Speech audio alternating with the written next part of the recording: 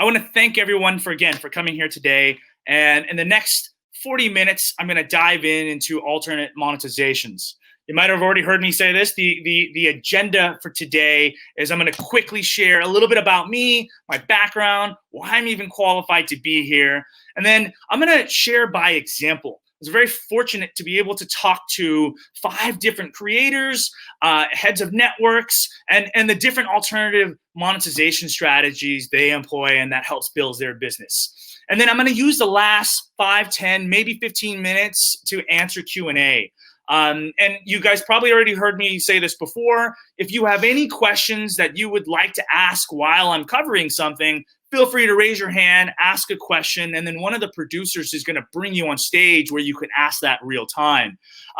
So let's just dive into it, because I know we're starting already kind of a little bit late. I'm going to go right back into it. All right, so here we go. So who am I and why am I qualified to be here? It all started back in 2007. I was an early member of a company called TubeMogul. We were one of the very first online video analytics platforms out there. And back then, my main function was to evangelize online video. That was also my main mission. This is actually me. If you guys don't know, this is the founder and CEO of YouTube back then, Chad Hurley. But going back to my history, I've always evangelized online video. I always believed online video was the future of TV. And I was also very lucky to be able to work with some of the earliest creators and some of the earliest brand deals, some of the earliest influencer campaigns on YouTube.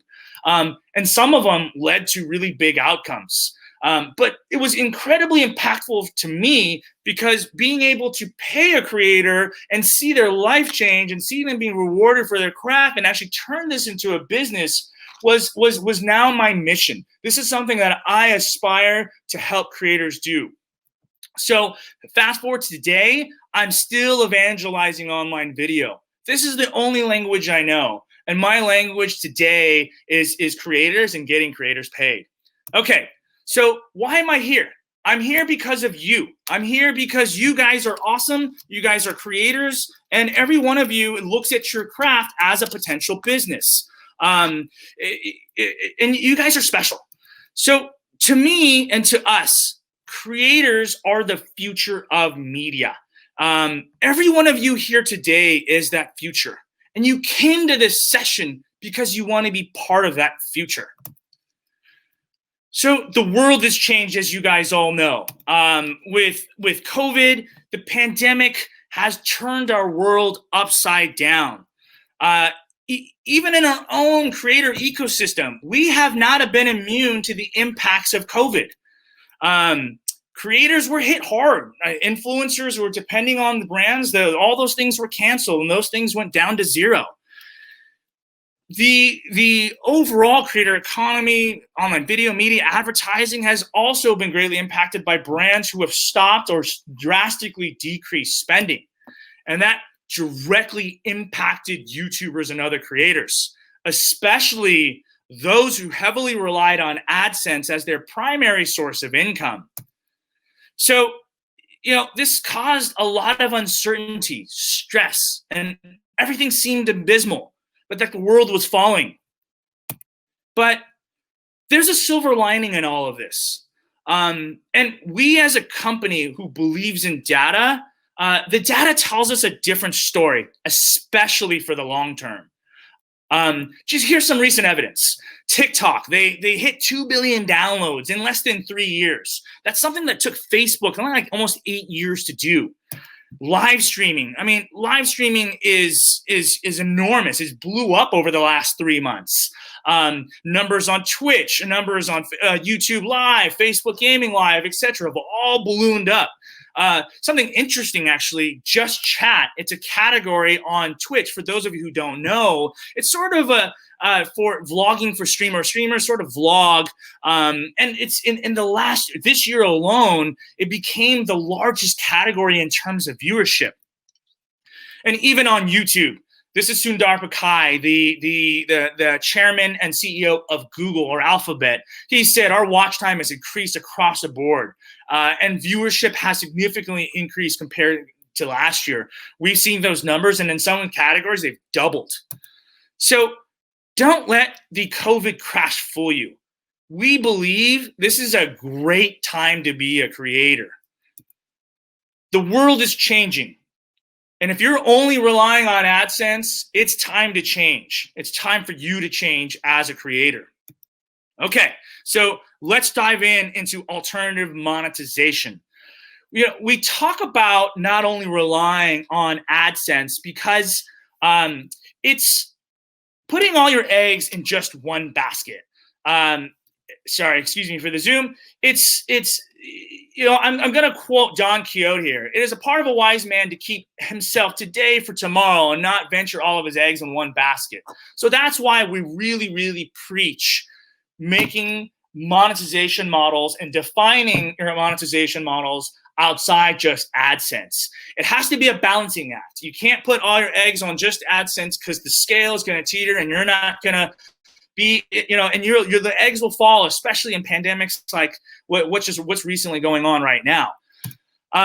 There are multiple revenue baskets. I don't have, there's a lot here, and I don't have enough time today to cover all of this because some of these sections can be a session all in itself.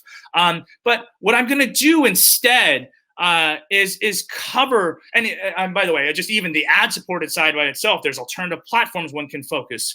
But today, I'm going to focus on areas that are, one, brought to you by examples, and I'm not going to cover anything that's in the ad-supported realm. Yes, like I said, there are other platforms like Facebook Video, Snapchat, IGTV that actually do have partnership programs that pay creators. And then there's other tools like rights management that actually pay creators. But those are all largely driven by ads. And so we're going to focus outside that. So the very first thing we're going to talk about is memberships. What are memberships? Memberships are subscriptions that members or subscribers pay on a reoccurring basis to access special, exclusive, or designated content. I'm just going to quickly check to see if there's any questions or anything I need to be aware of. Okay, good. So I want to point out a very close colleague of ours who's also a former YouTuber himself, Kenneth Ash, who's the vice president of Channel Frederator Network, one of the leading animation networks out there. And he says, memberships can turn casual viewers into core and loyal audiences, as well increase subscriber retention through engagement and opportunity through these services. So let's break that down. Memberships are generally bucketed into a few areas. There's the subscriptions, and there's a lot more outside that as well. But I just want to focus on the three core that we see that we're paying for, and that's actually providing results for creators. Obviously, the first is subscriptions. These are the paid memberships that incurs recurring revenue. And I will break this down. This is the Patreon, the YouTube memberships, where your fans or your viewers subscribe to you, not just by clicking on the subscribe button, but subscribe to you with their dollars by saying, hey, I want to continue to get a feed of his videos or her videos, and I'm going to pay a monthly fee for that. Other types of memberships that are out there that have really, really blown up, especially during this pandemic, are things like newsletters. We're seeing really, really interesting newsletters and monetization that happens with creators who share content maybe behind the scenes through email newsletters. And then the third type of memberships we've seen that are effective are courses, where creators are teaching to their viewers, and they're charging membership for that. So let's go break this down a little bit more. On the membership side, the description, I'm going to share a few different vendors and products you guys should check out. Obviously, Patreon. Patreon is the most well-known. They have different tiers, and they have different products that you can offer for that. I'm going to just kind of quickly show what this looks like. This is Roundtable Vids. They do pretty well on Patreon. And these are the 3 different buckets they provide through Patreon. And then there's other products, like obviously there's the streaming platforms that like, for example, Twitch has memberships. Streamlabs supports the streaming platforms with memberships. There's a platform called Coffee, Memberful, and these are basically platforms that help you manage the subscriptions. I want to dive into online courses, because online courses, I was blown away by some of the revenue that the creators that we support, they brought in from teaching courses. We have some makeup reviewers, cosmetic beauty creators who actually teach how to do makeup through online courses, which they share with their fans. They make it exclusive, saying the first 100 only get access to this, and they have a new course every month. I thought it was super cool.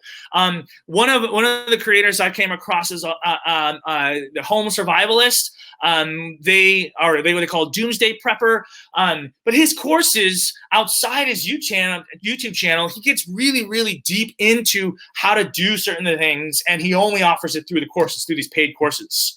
Then I want to jump into things like newsletters and paywalls, because this is another area that actually pays. There's platforms like Substack, which provides paid newsletters. Medium actually has a partnership program where you can pay for premium content and they will share that revenue with you. And then there's other platforms like MailChimp and ConvertKit that help drive and put paywalls in front of exclusive content. I can't stress enough how exclusive content is important. Content outside your social channel, content outside YouTube. This is where your core fans, like, this is a vote from your core fans who said, I not only will survive, go through an ad to see that, but I really want to pay to see this person's content. And that's all surrounding building a community. And you'll see the underlying theme of today is all surrounded around community. And also, as well, we're big believers, memberships are derivative of the audience that you built, the community you built.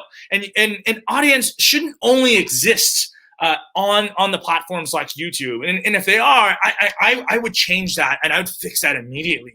The reason why is they're all they're all controlled by algorithms. So you don't want impact. You don't want negative impact to be driven because of all your audience on that one platform, and funneling it off to email newsletters from your website, funneling it off to even Facebook pages is highly recommended, and that is a product. Your audience is a product. Access to your audience is what brand advertisers pay. Access to your audience is what you should see as a product. All right, moving on.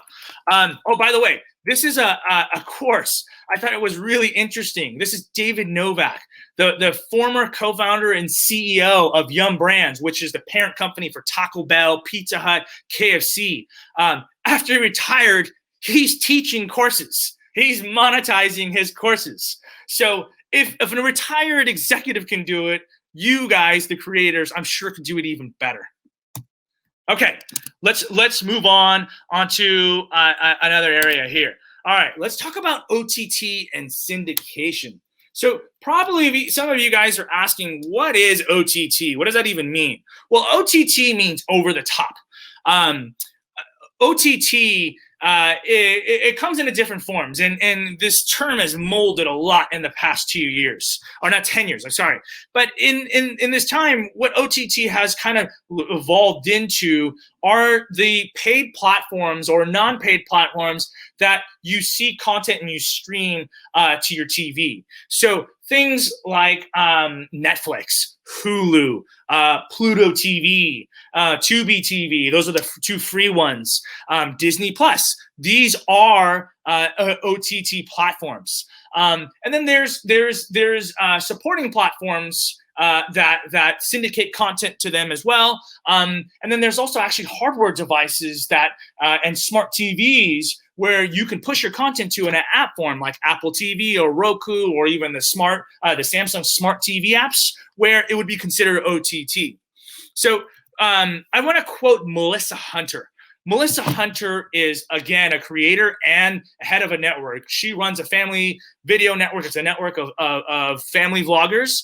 And she says, as families look to cut costs by cutting cords or taking advantage of skinny streaming bundles, creators should start partnering with OTT distributors as Roku. And what she's saying is, in this pandemic, as there's been millions of layoffs, as everyone knows, incomes have dropped. So people are cutting expenses. And generally, one of the first things to go is a cable TV package. Cord cutting is becoming beyond the norm. So she is a big believer that getting your content, especially if you create longer format content, this is kind of who more it fits to, is getting it outside YouTube, getting it onto the TV.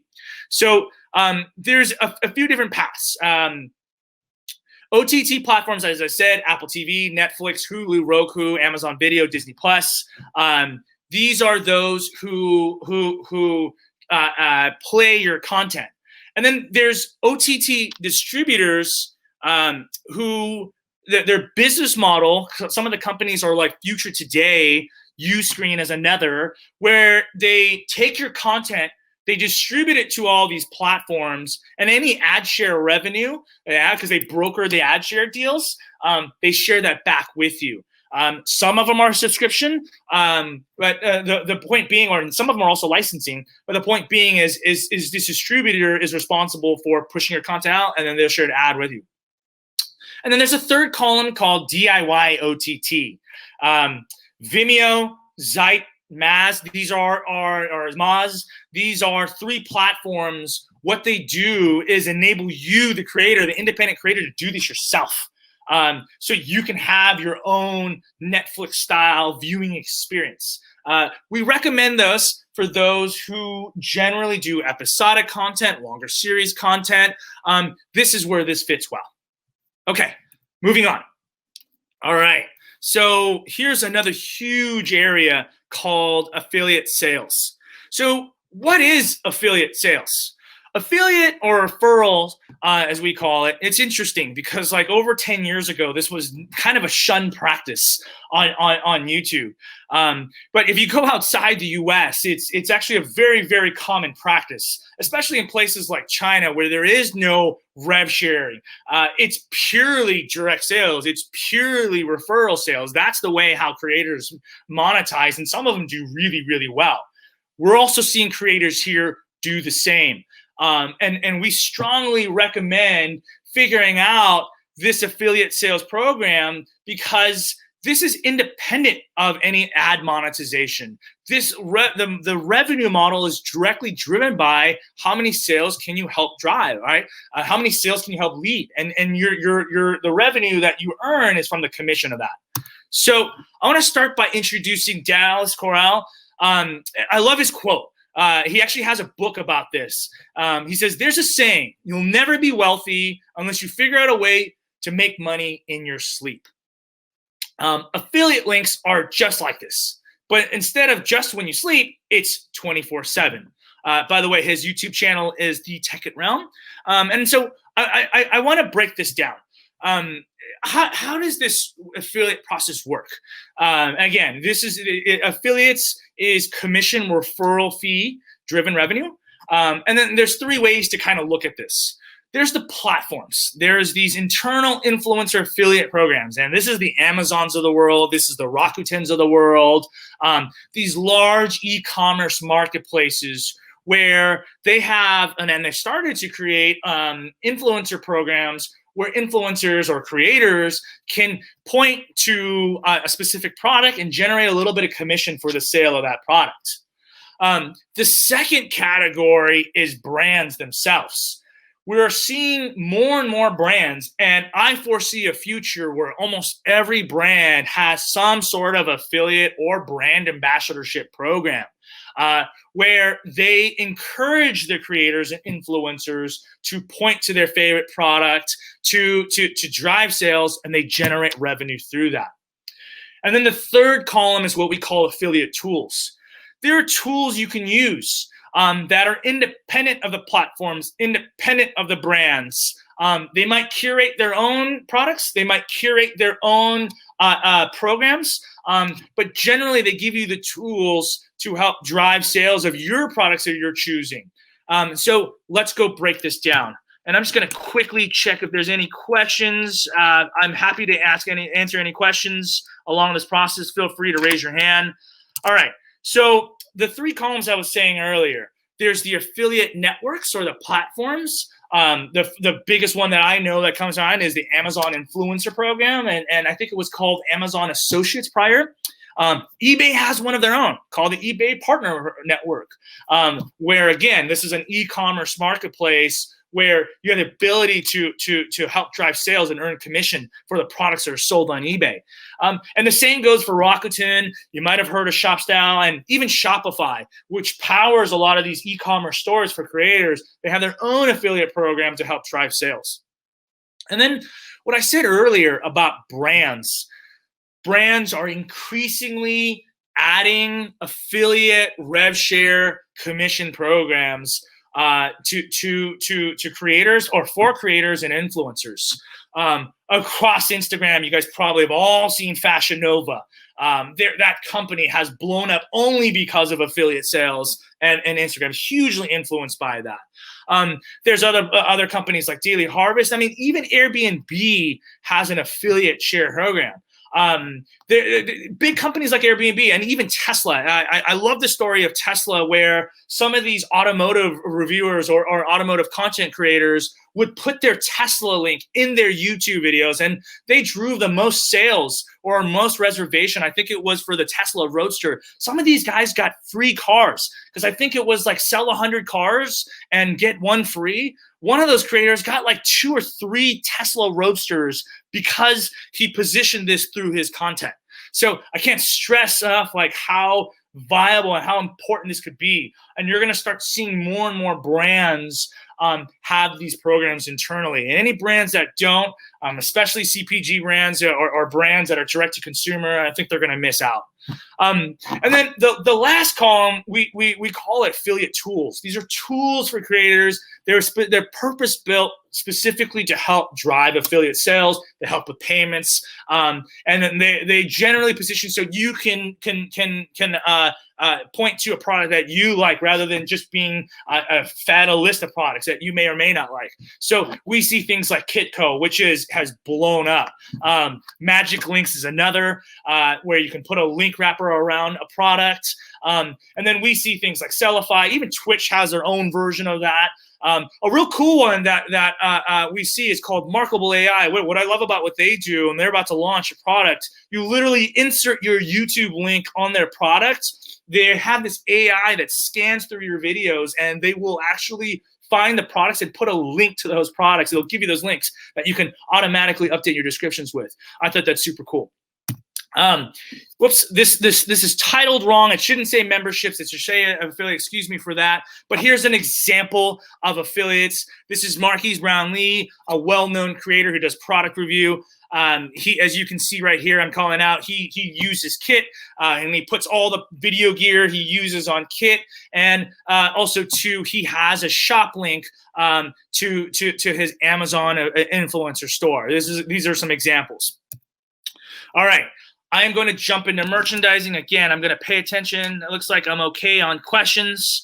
All right. So on the merchandising side, merchandising is a whole nother area in itself. I wish I had enough time, but this can literally be a session in itself.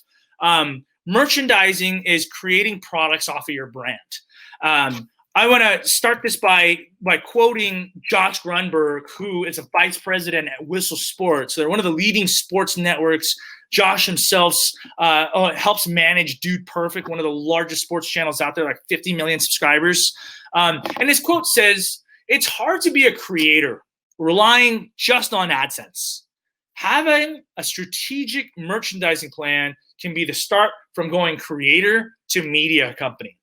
So what he's getting at is, again, the whole theme of not relying just on AdSense. That's dangerous.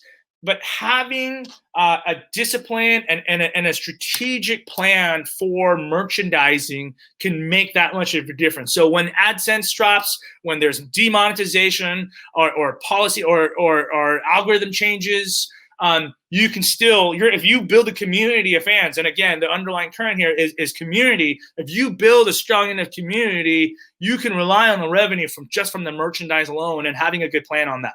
So, here's an example of merchandising I'm sure everybody's familiar with. This is an example of Enos Gaming. He sells, obviously, shirts, hoodies, hats, and other swag. Merchandising can be broken into multiple sections, but I'm going to talk about the platforms. I'm going to talk about the products. This was actually ranked, I believe, by Sellify. If you guys ping me later, I can find out where this is actually from and share the link of this. And then other products that creators are creating, and then where to sell. So the first thing I want to cover is the platforms. I talked about Shopify. Shopify basically creates a store for you in which you can use to put product on there, have a shopping cart, receive payments, credit card payments, as credit card payments are processed in, and that money is directly linked to you. So it's and by the way, merchandising, there's a lot of parts here. And again, this is a very, very deep category, and I'm probably not doing it justice, but just as a kind of a quick glance overview of this, there's the selling part, there's the fulfilling part, and fulfilling and shipping. And then there's all this whole other areas outside that. And so this is why I point out to the platforms first. So platforms like Shopify, Teespring, Creator Inc., Bonfire, Spreadshot, Printify. These are platforms that help you, and basically a store in a box. And they help you fulfill, they help you ship, and all those other areas, and of course, receive payments. It was actually Printify. Now, they did a top 10 of what are the top 10 products people sell. Okay, it looks like all right, we'll address those questions at the end. The top 10 products, this is coming down in order. Number 1 was t-shirts. Number 2 was hoodies. No surprise there. 3 was hats and caps, sweaters, phone cases, pins, kids clothing, which was interesting, mugs, posters, and then actually it's supposed to say underwear, forgive the typo, stickers, and swimsuits. So it's clear that most of the primary products that creators are creating are around physical goods or wearable goods. But that doesn't have to be the only area.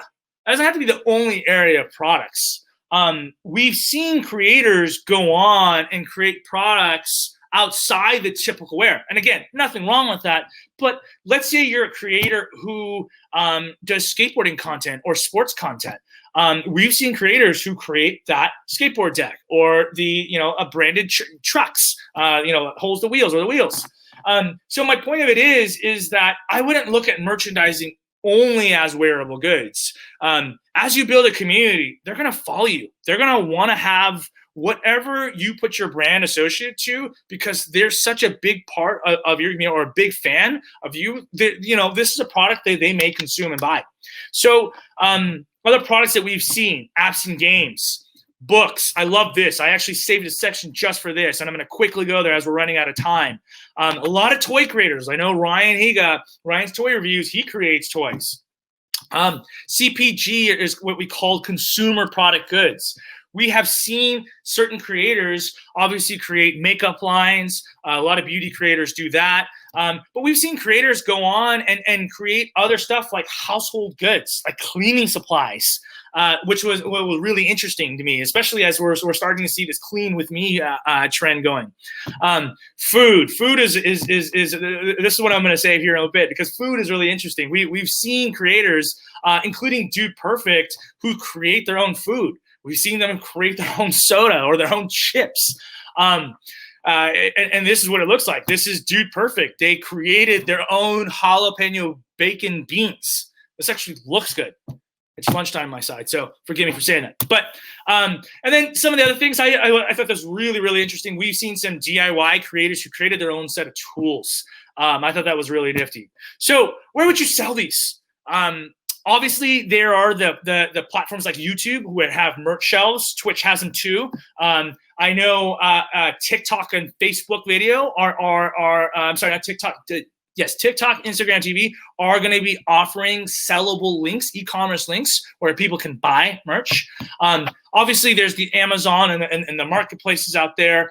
But we also see website. Your website should be your store. That should be your home.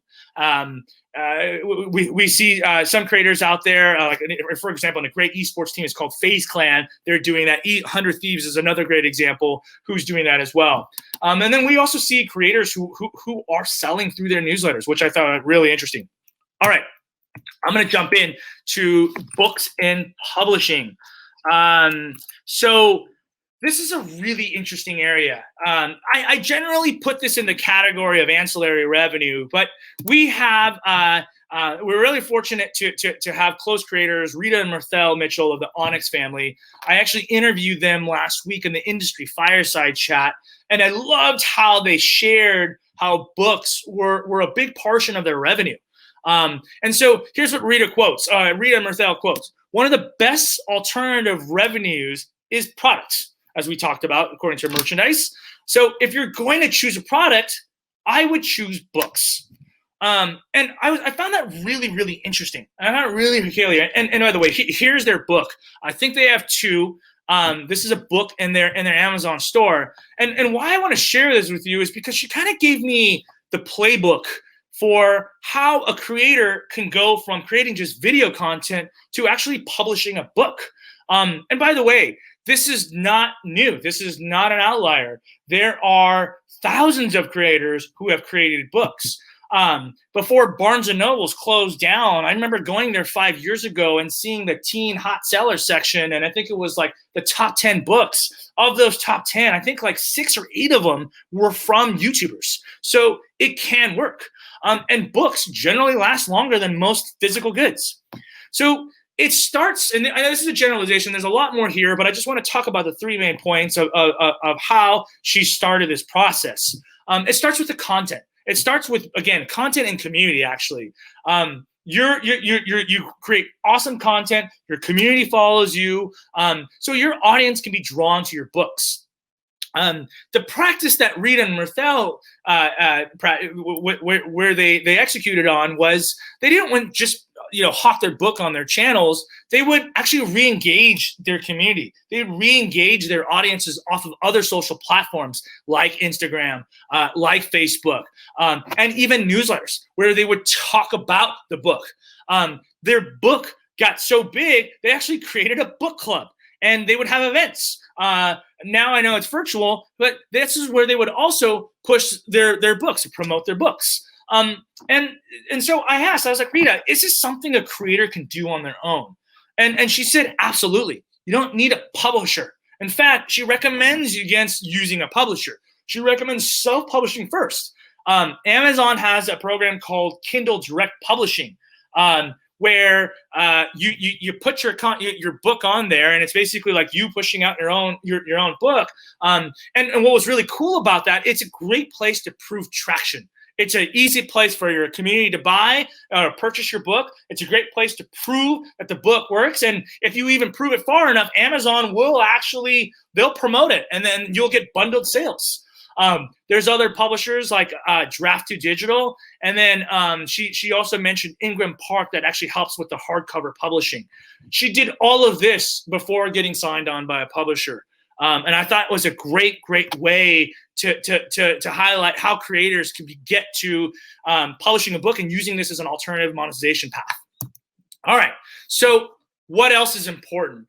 I'm here because, we talk about alternative monetization, but the other side of this is getting paid and getting paid correctly.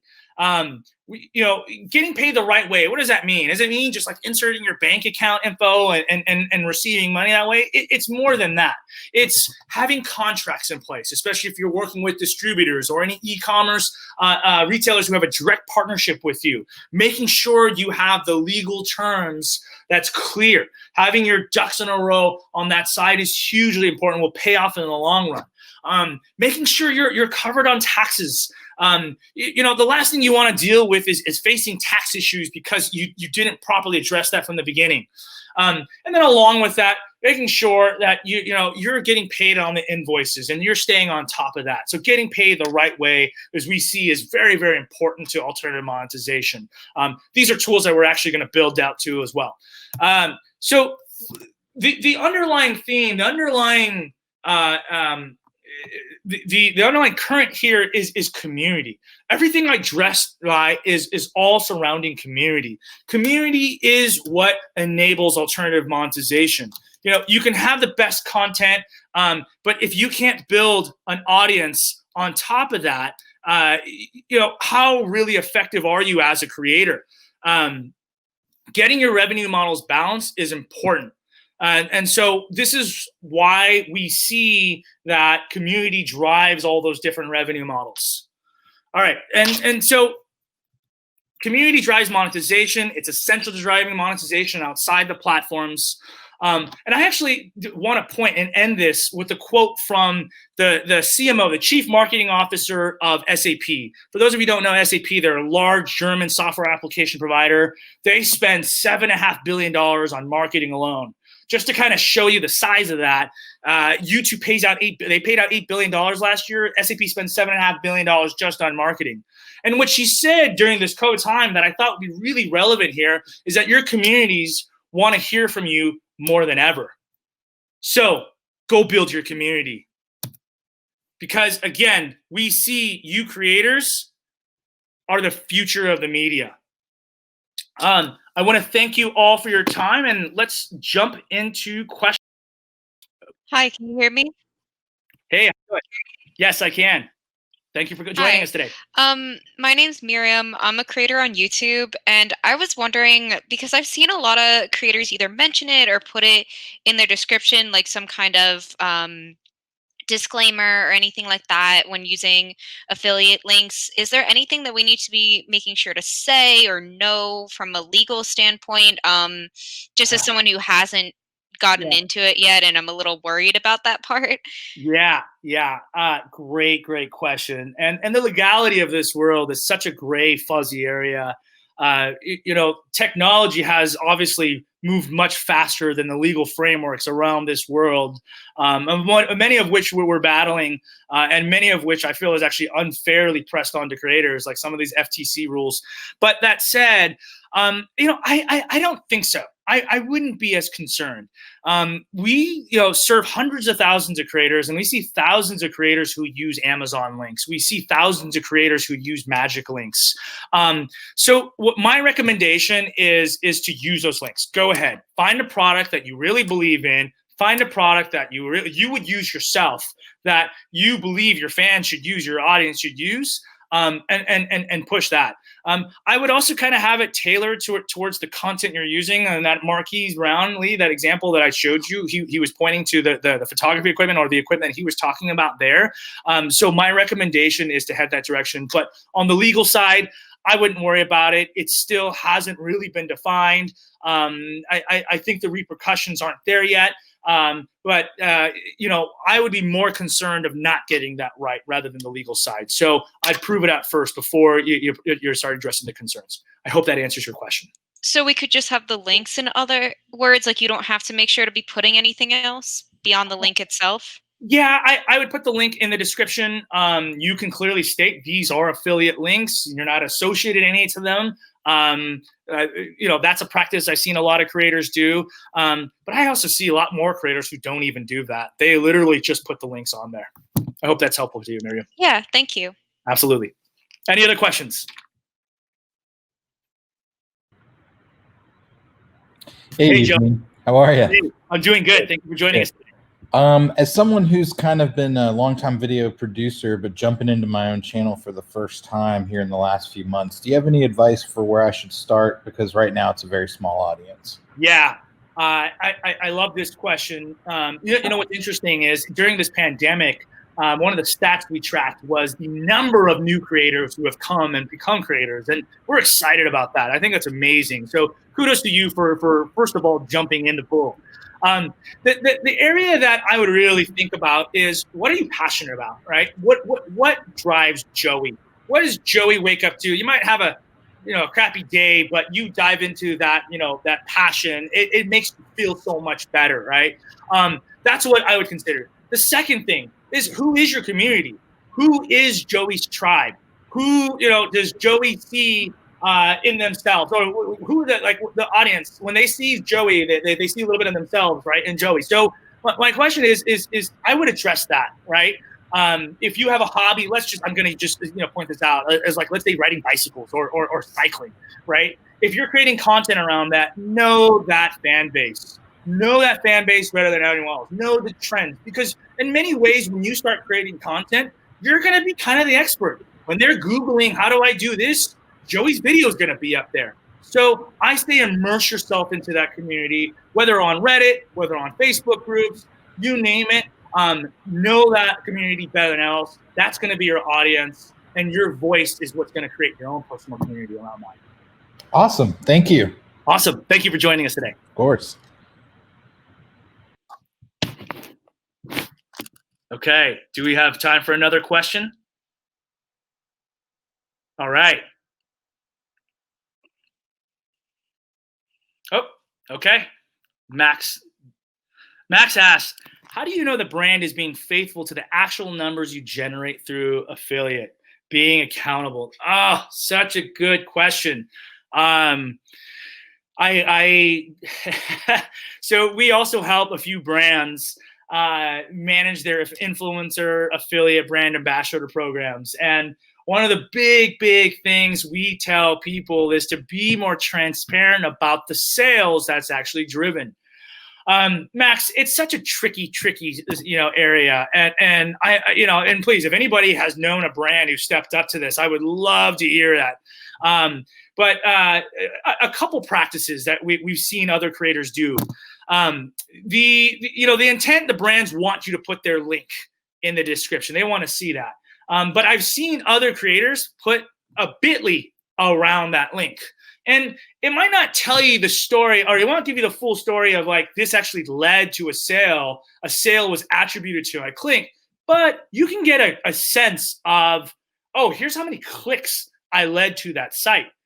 So you can see the funnel path. And this is a path that I believe anyone who's pushing affiliate links or products to have down, from your views to the number of clicks to the actual sales. And you should attribute those sales to those views. And having a clear picture of that can help you understand, what type of video should I create? What days should I upload? Who should I collaborate? And so you can see what drives sales. But to answer your question, Max, it's a tough problem. But working with the brand, asking them for weekly or monthly sales reports to see exactly what's driven sales. Those are practices we encourage. And then again, using bit.ly. Nothing's perfect. Hopefully, as time progresses and more creators get down this path, they should be demanding this.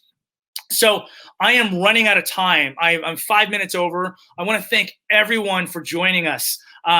There's so much here, but overall, we believe that creators should balance their revenue models and their monetization and figure out those different alternative monetization paths. And a lot of that is largely driven by your community. So one last thing, join us next Friday, July 10th at the same time for part 2 of the series. And that series is how to make your content library work for you. It's led by Jorge Perez from Playworks and Aaron Debevois, CEO of Spotter. So that's it for today. Head on over to the VidCon Now Discord, and thank you all again for joining us. All right, bye guys.